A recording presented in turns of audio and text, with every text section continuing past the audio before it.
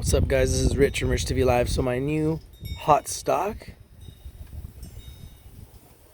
it's called meat, but that's real meat. That's like pork, right? Or beef ribs. This stock is meat. It's a plant-based food stock. It's only got 14 million shares issued outstanding. The symbol in Canada is meat.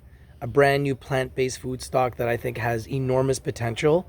It's been screaming up, and with the tight share structure and with the excitement about plant-based foods, I think meat could be a huge winner.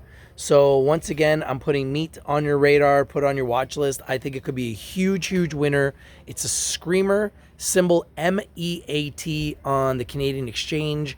I don't believe they have a US symbol yet. If they do get a US symbol, I will let you know, but I wanted to be the first to bring you meat, MEAT. And it looks like this, except when you buy their meat, it's plant-based meat. This is your boy Rich from Rich TV Live. If you're not winning, you're not watching. We bring in the winners, and we bring them to you first. Put meat on your watch list. Put it on your radar. It's a big winner. And I'm out. Peace.